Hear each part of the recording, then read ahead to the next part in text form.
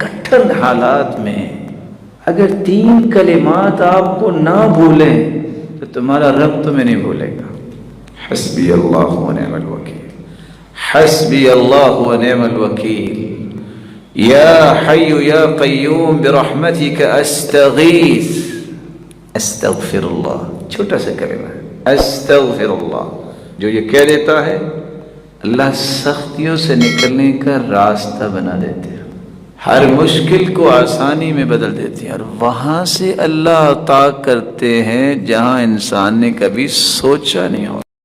میں اتفاق سے درس پہ گیا، جو ہی ہم گاڑی سے اترے، حالات بھی کراچی کے ویسے ہی ہیں، اللہ تعالیٰ مہربانی فرمائے. تو ایک شخص آ کہتا ہے مولانا میں آپ کے ساتھ جانا چاہتا ہوں. ساتھی بھی پریشان ہوئے کہ یہ کون ہے جو کہہ رہا ہے. کہتے ہیں بس 2 منٹ مجھے دیجیے، یہ میرے استغفار کی گاڑی ہے.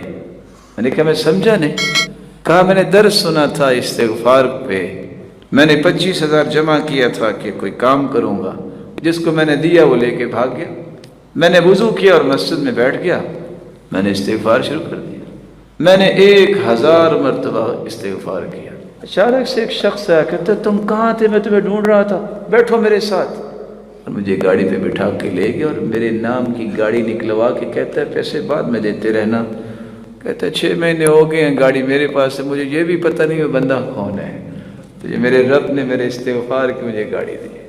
میں نے بہت کوشش کی مجھے پتہ ہی چل جائے کہ کون تھا، لیکن کچھ پتہ نہیں. وَيَرْزُقْهُ مِنْ حَيْثُ لَا يَحْتَسِبُ. اللہ وہاں سے عطا کرتے ہیں جہاں سے اس نے کبھی سوچا ہی نہیں ہوتا.